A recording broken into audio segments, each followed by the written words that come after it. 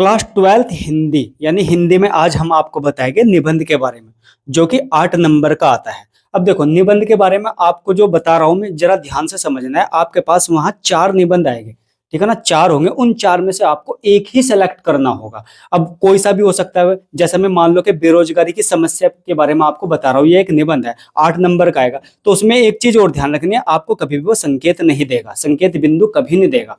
तो संकेत बिंदु है तो आपको ही बनाने होंगे वहां।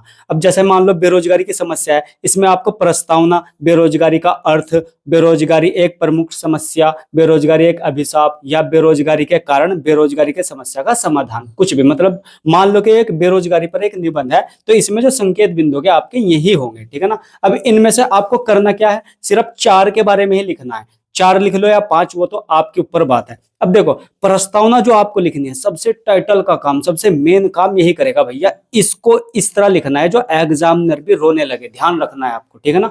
प्रस्तावना, क्योंकि शुरुआत जब अच्छी होगी तो लास्ट तक भी एग्जामिनर ये समझेगा बहुत बेस्ट ही लिखा होगा। अब देखो प्रस्तावना किसके बारे में है, बेरोजगारी। अब देखो मैं आपको पढ़ के बताता हूँ ये क्या है।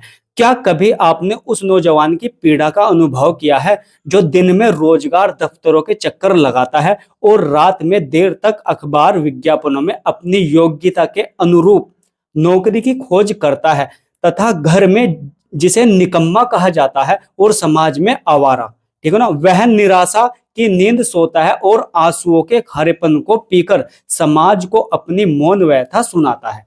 ये है वो टाइटल। जब एग्जामिनर इसको पढ़ेगा भाई, वाकई में पक्का बोल रहा हूँ, एग्जामिनर रोने लगेगा, ठीक है ना। अब देखो उसके बाद करना क्या है, उसके बाद बेरोजगारी का अर्थ है। अब अर्थ क्या है बेरोजगारी का, इसको देखते हैं। बेरोजगारी का अर्थ, हेडिंग इसी तरह बनानी है आपको, बिल्कुल, ठीक है ना। हेडिंग बनाने के बाद आपको इस तरीके से लिखना है। अब देखो अर्थ पढ़ते हैं। बेरोजगारी का अभिप्राय उस स्थिति से है जब कोई योग्य, यानी योग्य तो है, तथा काम करने के लिए इच्छुक व्यक्ति भी और प्रचलित मजदूरी की दरों पर कार्य करने के लिए तैयार हो जाए। मतलब वो एक योग्य है, लेकिन किस चीज के लिए काम कर रहा, मजदूरी की दरों का कार्य करने के लिए तैयार हो जाए। उसे काम ना मिलना, और बाद में क्या, उसे उसका भी काम ना मिलना, इसे क्या कहते हैं, बेरोजगारी का अर्थ कहते हैं। अब उसके बाद आता क्या है मैं आपको बता दूं। उसके बाद आपको लिखना है बेरोजगारी एक समस्या। अब समस्या के बारे में बता दो कि समस्या कैसी होती है बेरोजगारी में।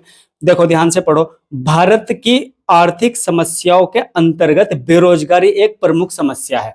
किसकी, भारत की आर्थिक समस्याओं के अंतर्गत बेरोजगारी एक प्रमुख समस्या है। यह एक ऐसी बुराई है जिसके कारण उत्पादक भी, मानव भी और ये क्या है, शक्ति ही नष्ट नहीं होती, वरन देश का भावी आर्थिक विकास भी अवरुद्ध हो जाता है, यानी रुक जाता है। ये आपको एक समस्या में लिखना है। उसके बाद आता क्या है, बेरोजगारी एक अभिशाप। इसमें आपको किस तरह लिखना है। अब देखो हर एक टॉपिक की आपको कम से कम 4 या 5 या 6 लाइन तो आपको लिखनी है। और लाइन लिखने के बाद जैसा टॉपिक यहाँ खत्म हुआ तो यहाँ पर एक लाइन आपको छोड़नी है और फिर हेडिंग बनाना है आपको इस तरीके से। फिर एक लाइन यहाँ छोड़ के नीचे से स्टार्ट करना है इस तरीके से, ठीक है ना। अब इससे क्या होगा, इससे आपकी कॉपी भी और बढ़िया भी लगेगी और जल्दी से जल्दी भरेगी भी। बेरोजगारी किसी भी देश अथवा समाज के लिए अभिशाप होती है। इसे एक और निर्धनता, भुखमरी तथा मानसिक अशांति फैलती है, तो दूसरी ओर युवकों में आक्रोश यानी गुस्सा भी आता है तथा अनुशासनहीनता भी होगी, को प्रोत्साहन मिलता है। चोरी भी आएगी, डकैती, हिंसा, अपराध, आत्महत्या आदि समस्याओं के मूल में एक बड़ी सीमा तक बेरोजगारी ही विद्यमान है।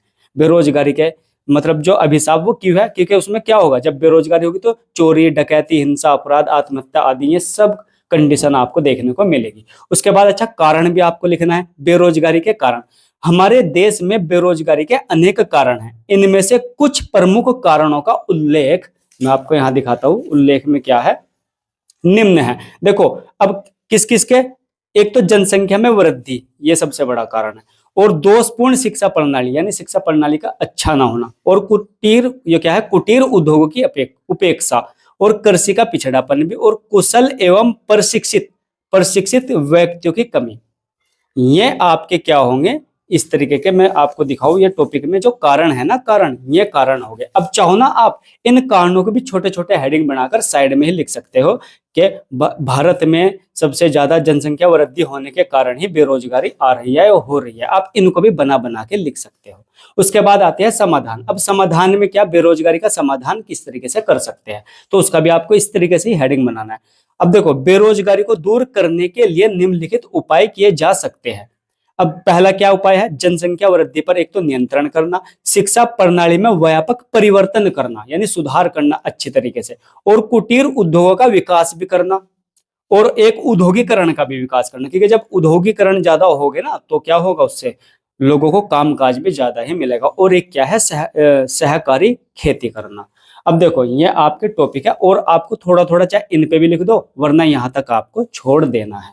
तो आई होप आपको यह निबंध समझ आ गया होगा। तो जरा वीडियो को कर दो लाइक और चैनल को कर दो सब्सक्राइब, और मिलते हैं अगली वीडियो में वापस। और एक बात और, हाँ, इस वीडियो को ज्यादा से ज्यादा शेयर करनी है। और इस साल जनसंख्या वृद्धि या पर्यावरण, मैं लिखता हूं यहाँ पर पर्यावरण प्रदूषण, ध्यान रखना है आपको। ये दो निबंध है, या पर्यावरण प्रदूषण, पर्यावरण प्रदूषण पर भी पक्का आपको देखने को मिल सकता है। तो आई होप आपको सब समझ आ गया होगा। तो मिलते हैं अगली वीडियो में वापस, तब तक के लिए बाय बाय।